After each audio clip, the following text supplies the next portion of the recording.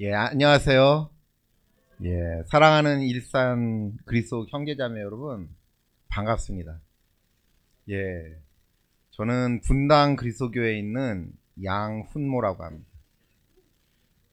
제 마음은, 예, 제 마음은 항상 여러분 곁에 있었는데, 오늘 처음으로 여러분을 직접 만나게 되니까 너무 기뻐서 춤이라도 추고 싶습니다.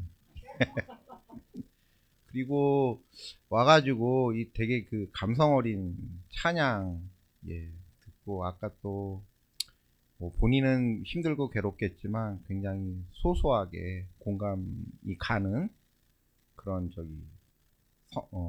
뭐죠? 성찬과 헌금 쉐어도 있고 그러다 보니까 제 마음이 좀 더 포근해지고, 예배가 여러분들도 그렇지만 예배가 너무 아름답다라는 생각이 들었어요. 다시 한번 따스하게 환영해 주신 우리 일산 형제 자매들에게 깊은 감사를 드립니다.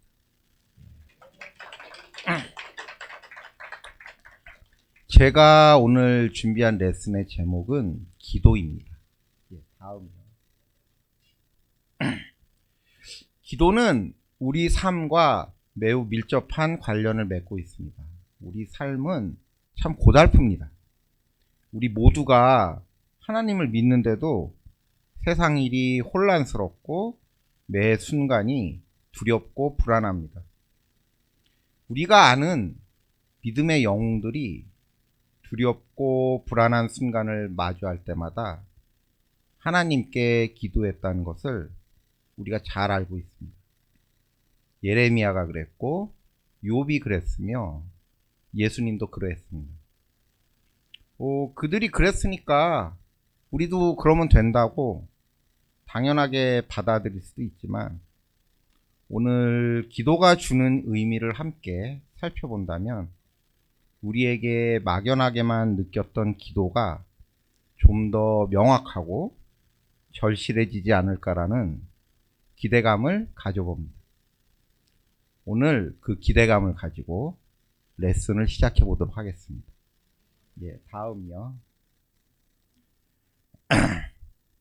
여러분은 요리하는 거 좋아하세요? 예.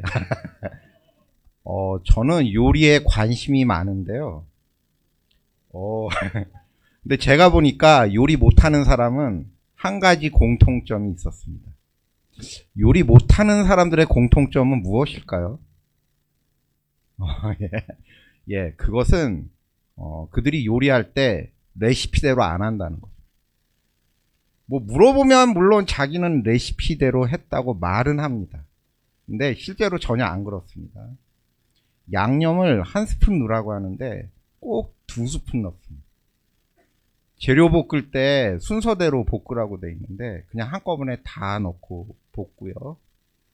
2분만 끓이라고 돼 있는데 굳이 3분을 끓입니다.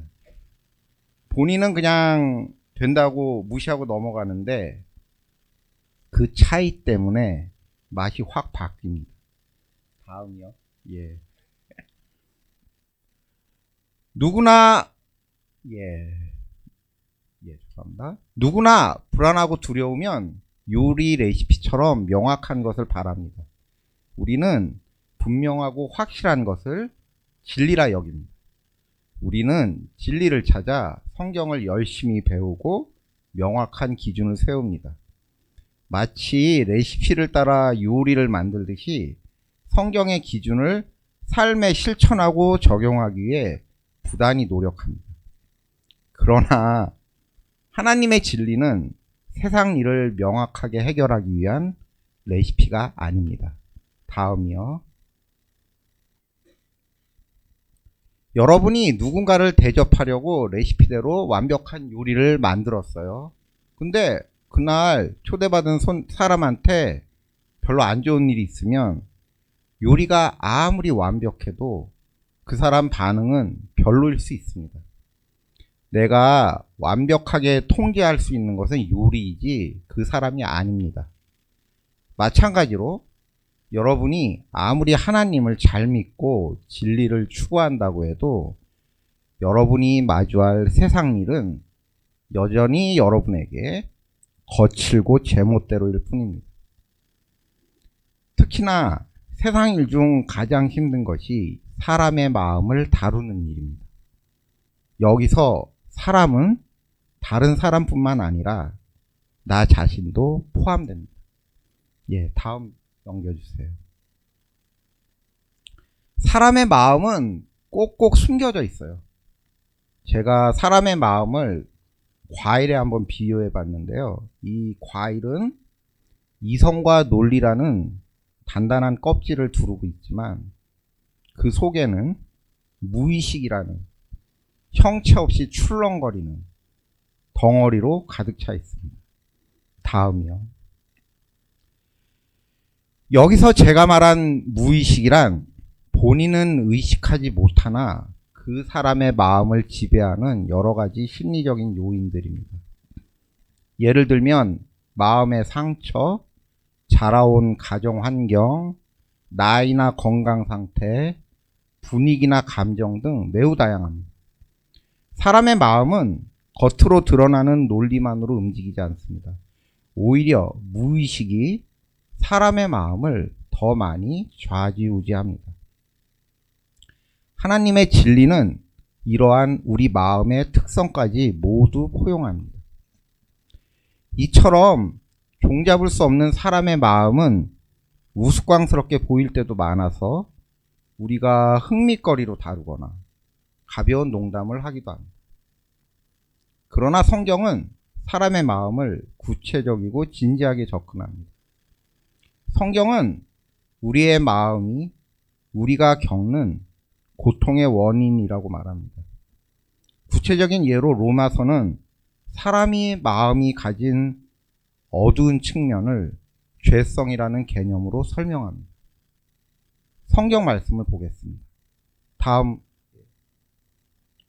내 지체에는 다른 법이 있어서 내 마음의 법과 로마서 7장 22절에서 23절 말씀인데요. 같이 읽도록 하겠습니다. 보시면서 읽으시면 될 것 같습니다. 내 지체에는 다른 법이 있어서 내 마음의 법과 맞서서 싸우며 내 지체에 있는 죄의 법에 나를 포로로 만드는 것을 봅니다. 나는 비참한 사람입니다. 누가 이 죽음의 몸에서 나를 건져 주겠습니까? 다음이요. 여기 제가 가져온 사진 한 장이 있습니다. 역사는 이들을 체인갱이라 합니다. 체인갱은 1800년대 후반부터 1900년대 초반까지 미국에서 강제 노역을 하던 죄수들로 당시 미국의 어두운 단면이기도 했습니다. 남북전쟁 이후 흑인들은 해방되었으나 인종차별은 은연중에 지속되었습니다. 흑인들이 범죄를 저지르면 무턱대고 잡아다가 체인갱으로 만들었습니다. 죄수니까 임금을 지불하지 않아도 막 부려먹을 수 있는 노동 착취 수단으로 악용되었습니다. 그래서 체인갱이 반드시 흑인이라는 규정은 없었는데 거의 대부분 흑인이었습니다. 다음이요. 체인갱에서 체인은 쇠사슬, 갱은 무리를 의미합니다. 이름 그대로 마치 굴비 두름처럼 죄수들 발을 긴 쇠사슬로 채워서 도망가지 못하게 한 후 일을 시켰습니다. 그들은 일렬로 사슬에 묶여서 땡볕이건 눈보라건 상관없이 하루 종일 일해야 했습니다. 다음이요. 명목상으로 그들의 강제 노역은 그들이 지은 죄에 대한 형벌이었습니다. 그러나 그들은 복역을 마치고 다시 사회에 복귀하여도 그전처럼 죄를 짓고 다시 체인갱이 되기 일쑤였습니다. 여러분, 형벌은 왜 주는 걸까요? 형벌은 죄를 다스려서 죄가 재발되는 것을 막기 위해 주는 거 아닐까요? 그러나 당시 미국 사회는 그들이 죄를 더 이상 안 짓게 하는데 관심이 없었습니다. 그들의 죄는 그들에게서 더 많은 노동력을 저렴하게 착취하기 위한 구실이었습니다. 결국 당시 미국 사회는 형벌을 구실로 이익을 취하기 위해 흑인들이 더 많은 죄를 짓도록 방조한 꼴이 되고 말았습니다. 우리가 겪는 삶의 고통을 하나의 이미지로 나타내보라고 하면 저는 이 체인갱을 떠올립니다. 로마서에서 말한 죄의 개념이 체인갱으로 잘 설명됩니다. 우리 모두는 죄인이기 때문에 세상이라는 감옥 안에서 고난이라는 형벌을 부여받고 복역하고 있습니다. 여기서 체인갱과 똑같은 상황이 벌어집니다. 우리가 형량을 다 맞춰도 우리의 죄는 사라지지 않습니다. 우리의 죄는 사탄이 우리에게 고통을 주기 위한 구실일 뿐입니다. 사탄은 우리의 고통으로부터 자기 이익을 취하려고 감옥에서 우리를 잡아들였다 놔줬다 영원히 반복할 뿐입니다.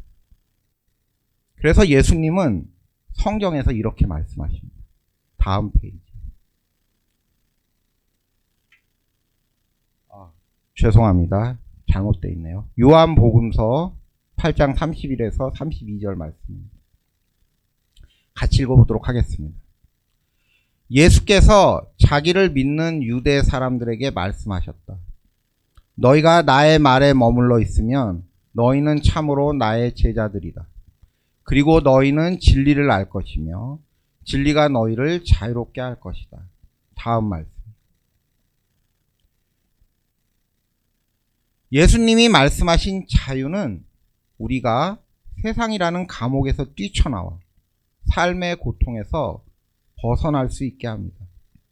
그러나 이 자유는 그냥 얻어지는 게 아니라 하나님의 진리를 알아야 얻어집니다. 하나님의 진리를 아는 것은 성경 말씀에 대한 명확한 기준을 수립하고 실천하는 것이 다가 아닙니다. 우리의 마음이 겉으로 드러난 우리의 의식뿐만 아니라 우리 속에 감춰진 무의식으로부터도 자유로워져야 합니다. 다음이요. 예, 아멘. 제가 체인갱 중 대부분이 흑인이라고 말하였습니다. 흑인들이 범죄를 저지른 것은 맞으며 그들이 잘못한 것도 분명합니다. 그래서 겉으로는 사회 질서를 위해 법을 집행한다는 명목으로 그들을 처벌하였습니다. 그러나 그것이 전부가 아니었습니다. 모든 복잡한 문제가 그러듯이 흑인과 백인 모두 내면 깊은 곳에 자기를 억압하는 무의식이 존재하였습니다. 당사자들이 그 무의식으로부터 자유로워지기 전에는 어떤 방법도 소용이 없었습니다. 흑인들은 오랫동안 노예로 살아오면서 스스로 판단하고 행동하는 방법을 배우지 못했습니다. 제대로 된 교육과 직업의 기회가 없어서 무능력할 수밖에 없었고 차별당하며 주눅 들은 채로 살아야 했습니다. 그런 무기력이 흑인들의 마음을 짓눌렀습니다. 백인들은 흑인들을 사람 말을 할 줄 아는 가축으로 여겼고 자기 재산으로 간주하였습니다. 그들은 노예 제도의 부당함을 깨달은 게 아니라 그냥 단지 전쟁에서 패배했기 때문에 노예를 놔줘야 했습니다. 재산이었던 노예를 빼앗긴 것도 화가 났지만 가축으로 여겼던 흑인들이 자기와 동일한 사회의 일원이 되었다는 사실에 모멸감을 느꼈습니다. 그러한 분노와 모멸감이 백인들의 마음을 짓눌렀습니다. 체인갱이라는 사회 문제를 해결하기 위해서는 제일 먼저 흑인이나 백인이나 자기의 마음을 짓누르던 무의식으로부터 자유로워져야 했습니다. 다행히도 그러한 노력이 있었고 최인갱은 철폐됐습니다. 그러나 미국 사회는 아직도 여기로부터 완전히 자유로워질 수 없었고 그들의 고뇌는 지금도 진행 중입니다. 다음 페이지요. 사탄은 우리의 마음을 지배하고 억압하는데 그 방법이 아주 교묘합니다. 사탄은 우리 마음의 껍질인 이성과 의식보다는 우리 마음의 속알맹이인 무의식을 노립니다. 사람이 무의식으로부터 자유롭지 못할 때 흔히들 그 사람 마음이 뱀에 꼬였다고 말합니다. 이 경우엔 그 사람과 아무리 이성적이고 논리적인 대화를 나누고 싶어도 대화 자체가 힘이 듭니다. 이처럼 무의식이 자유롭지 못하면 이성과 논리가 무력화되고 죄가 범람하게 됩니다. 반대로 무의식의 억압이 없으면 모든 문제를 이성과 논리를 통하여 객관적으로 해결해 나갈 수 있습니다. 다음 페이지요. 기도는 우리의 억압된 마음을 무의식으로부터 자유롭게 만듭니다. 기도는 사탄을 제압할 수 있는 가장 강력한 무기이며 모든 영적인 행위의 반석입니다. 우리는 오직 기도 위에서만 하나님에 대한 믿음과 말씀의 기준을 세울 수 있습니다.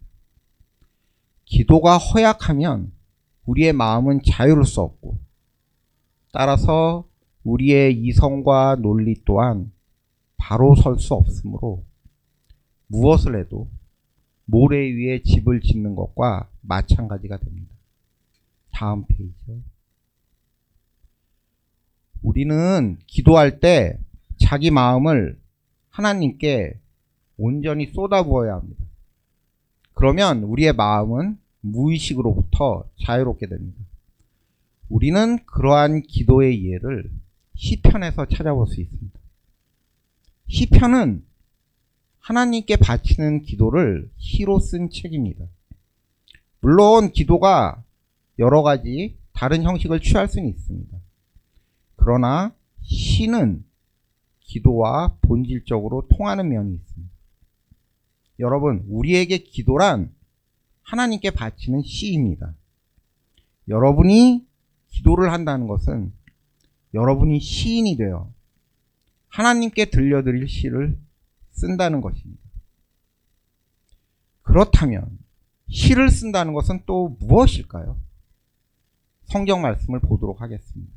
다음 페이지요. 마태복음 6장 5절에서 6절 말씀인데요. 같이 읽어보도록 하겠습니다. 너희는 기도할 때 위선자들처럼 하지 말아라. 그들은 사람들에게 보이려고 회당과 큰 길 모퉁이에 서서 기도하기를 좋아한다. 내가 진정으로 너희에게 말한다. 그들은 자기네 상을 이미 다 받았다. 너는 기도할 때 골방에 들어가 문을 닫고서 숨어서 계시는 네 아버지께 기도하여라. 그리하면 숨어서 보시는 너희 아버지께서 너에게 갚아주실 것이다.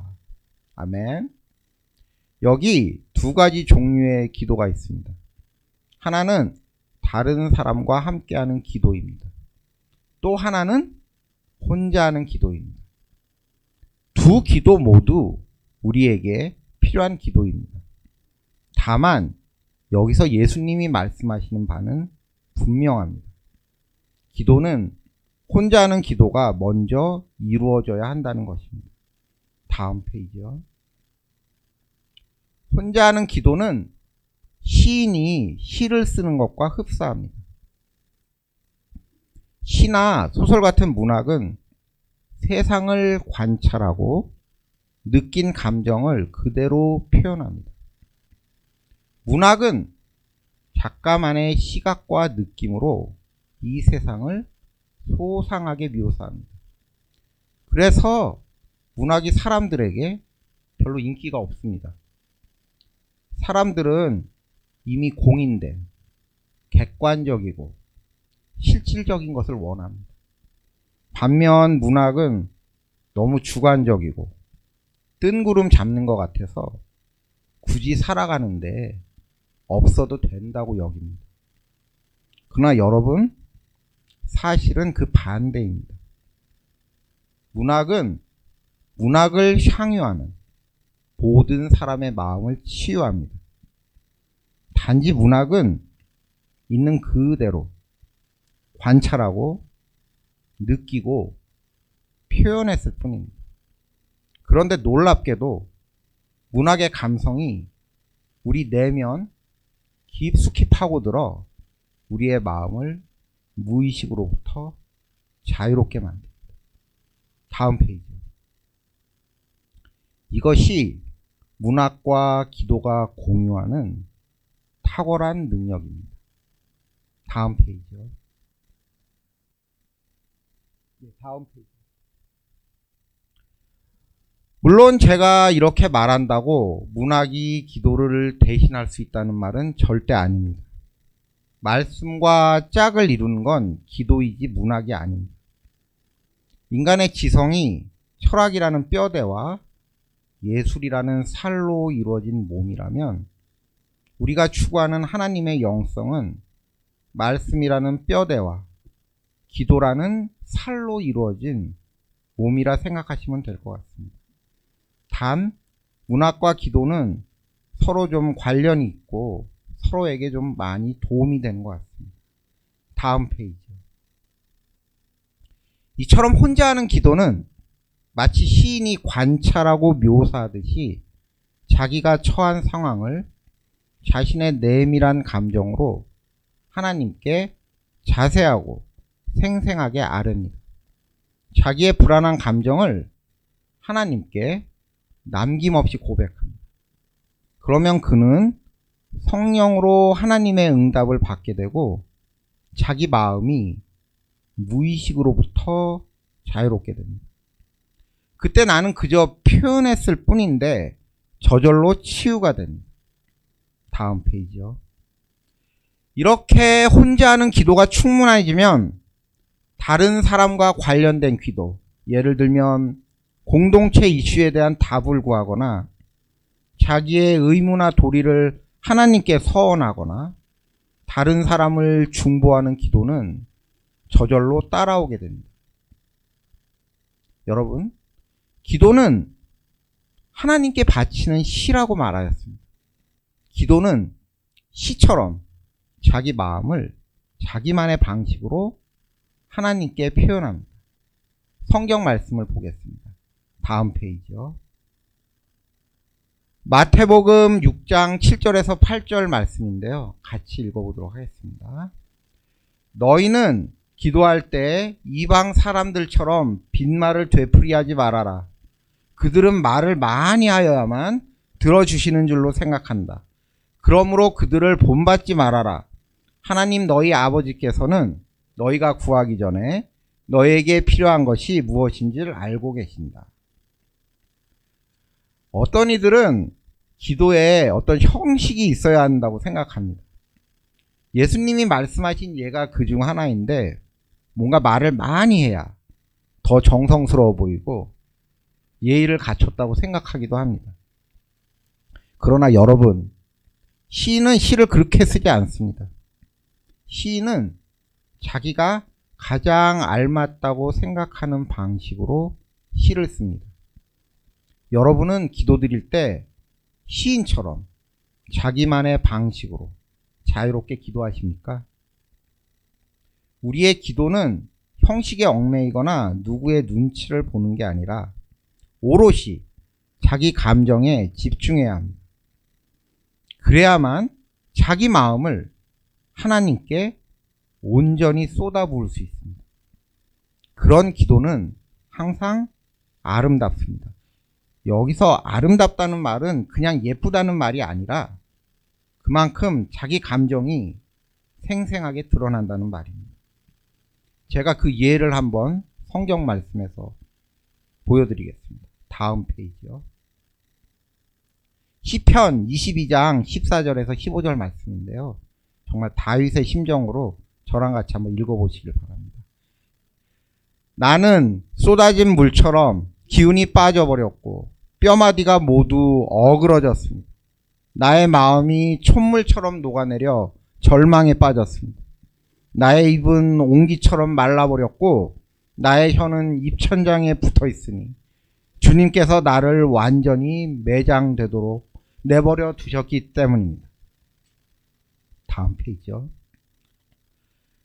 다윗이 감정을 부어서 기도드리고 있습니다.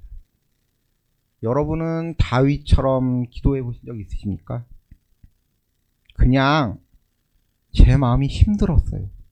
이게 아니라 제 마음이 끓는 물을 부은 유리잔처럼 안으로 조각조각 금이 갔어요.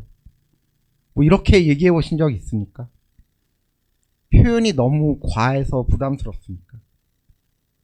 여러분, 문학적 감성이 기도를 할 때 마음을 쏟아붓는데 큰 도움이 됩니다. 저는 여러분에게 평소에 안 쓰는 시적인 표현을 써보며 다윗처럼 기도해 보는 것도 한번 추천해 드립니다. 당연히 어색하고 창피합니다. 그런데 한번 어색하고 창피해 보라고 골방에서 혼자 기도하라고 한 것입니다. 누가 보는 사람도 없지 않습니까? 저도 몇 번 해봤는데 마치 제가 시인이 된 것처럼 제 마음을 쏟아부을 수 있는 아름다운 기도였던 것 같습니다. 나는 글 짓는데 재주가 없다 이러신 분들은 시편이나 성경에 나오는 문학적 표현을 써보면서 기도해도 좋을 것 같습니다. 글로 적어서 신앙송을 하듯 읽으며 기도하는 것도 한 가지 방법이 될 것 같고요. 나는 도저히 문학은 내 취향이 아니다 이러신 분들은 미술이나 음악도 상관없습니다. 성화를 보거나 찬양을 들으며 기도해도 좋습니다. 이마저도 여력이 안 된다. 그냥 자기 마음을 미주알 고주알 상세하게 하나님께 아뢰십시오. 여러분의 미주알 고주알마저 하나님에겐 아름다운 시가 될 수 있습니다. 하나님은 여러분의 마음을 이미 알고 계십니다. 다음 페이지. 기도는 우리가 다른 사람을 용서하게 만듭니다. 이런 용서가 교회 안에서 오가며 화해가 시작됩니다. 모두가 하나로 뭉치게 됩니다. 이 하나됨으로 우리 안에 진정한 평화가 완성됩니다. 그래서 예수님은 늘 기도를 통한 용서를 강조하셨습니다. 성경 말씀을 보겠습니다. 다음 페이지요. 마태복음 6장 14절 말씀인데 같이 읽을게요. 너희가 남의 잘못을 용서해 주면 너희 하늘 아버지께서도 너희를 용서해 주실 것이다. 그러나 너희가 남을 용서해 주지 않으면 너희 아버지께서도 너희의 잘못을 용서해 주지 않을 것이다. 다음 페이지요. 여러분, 용서는 사람의 능력이 아니라 하나님의 은혜로부터 옵니다. 그래서 기도는 용서할 수 있는 능력을 이미 가지고 있습니다. 여러분이 기도할 때 남을 용서해야 한다고 억지로 의식할 필요가 없습니다. 기도에 열중하다 보면 은혜롭게도 저절로 용서가 이루어집니다. 용서는 상대방에 대해 이해하는 게 많을수록 쉽습니다. 그리고 뭐든지 잘 이해하려면 관찰을 많이 해야 합니다. 따라서 용서와 이해는 관찰이 필요합니다. 제가 기도는 하나님께 바치는 시라고 말하였습니다. 모든 문학이 그렇듯이 좋은 시를 쓰기 위해서는 뛰어난 관찰력이 요구됩니다. 여기서 관찰력이란 상대방을 한 가지 시각으로만 보는 게 아니라 다양한 시각으로 보는 능력입니다. 다음 페이지요. 버지니아 울프의 등대로라는 소설에 보면 이를 비유해서 한 사람을 제대로 알기 위해서는 50개의 서로 다른 눈이 필요하다라고 말하였습니다. 기도 또한 이러한 관찰력이 요구됩니다. 그래야만 하나님께 그 사람에 대한 내 마음을 더 자세하고 생생하게 표현할 수 있습니다. 다음 페이지요. 여러분, 다른 사람을 다양한 시각으로 관찰할 수 있다는 것 자체가 바로 여러분의 성장을 의미합니다. 식물이 자라면 자랄수록 흙 속의 양분을 더 잘 빨아들이기 위해 잔뿌리가 많아집니다. 또 잔뿌리가 많아질수록 더 많은 양분을 빨아들이기 때문에 식물이 더 잘 자라날 것입니다. 기도도 마찬가지입니다. 기도로 여러분의 마음이 자유로워질수록 여러분 마음 안에 여유와 영적인 풍성함이 자라날 것입니다. 그러면 식물의 잔뿌리처럼 사람을 관찰할 수 있는 다른 눈이 많아지게 됩니다. 또 다른 눈이 많아질수록 여러분의 마음은 기도를 통해 더 자유로워질 것입니다. 다음 페이지. 여러분, 기도할 때 여러분을 힘들게 했던 그 사람이 떠오르면 50개의 눈으로 번갈아 보며 그 사람을 관찰하시길 바랍니다. 아마도 대부분의 눈으로는 그 사람을 흉볼 것입니다. 그땐 마음 놓고 흉 보세요. 예. 어차피 골방에서 혼자 하는 기도니까 하나님 빼고 아무도 모릅니다. 편안하게 흉 보셔도 됩니다. 그러다 보면 여러분이 이렇게 말씀드릴 때가 올지도 모릅니다. 하나님, 제가 앞만 봐도 저 사람은 정말 얄밉고 구제불능입니다. 근데 방금 저의 32번째 눈으로 보니까 저 사람이 나름 잘한 것도 있네요. 아직도 저 사람이 꼴 보기 싫은데 그래도 혹시 모르니까 남은 다른 눈으로도 쭉 더 지켜보겠습니다. 그냥 하나님께 그 사람에 대해 생생하게 아뢰십시오. 그러다가 여러분이 그 사람을 용서할 수 있는 기회를 포착하시기 바랍니다. 여러분이 그 사람에 대해 기도드린다. 언젠가는 그 사람을 용서할 수 있는 눈도 가지게 될 것입니다. 다음 페이지. 여러분, 지금까지 기도에 대해서 여러분과 나눠봤습니다. 기도가 여러분에게 좀 더 명확하고 절실하게 다가오십니까? 예, 아멘. 우리 모두 기도에 힘쓰게 되길 바랍니다. 모든 기도가 소중합니다. 그러나 그 전에 혼자 하는 기도가 항상 여러분에게 충만해지길 바랍니다. 시인이 시를 쓰듯이 하나님께 여러분의 온 마음을 쏟아 부을 수 있는 기도가 되길 바랍니다. 여러분, 교회의 회복과 성장은 훌륭한 리더십도 필요하고 공정한 기준도 요구됩니다. 하지만 그 전에 먼저 하나님을 향해 여러분 각자의 마음밭이 잘 일구어져 있어야 합니다. 여러분의 마음밭은 오직 기도를 통해서 일구어집니다. 기도가 없다면 여러분의 마음은 영원히 속박받게 되어 교회의 회복과 성장은 더 이상 불가능합니다. 이처럼 우리의 모든 것이 오직 기도에 달려 있습니다. 다시 한번 우리가 하나님께 온 마음을 쏟아붓는 기도를 드릴 수 있게 되기를 간절히 소망하면서 레슨을 마치도록 하겠습니다. 감사합니다.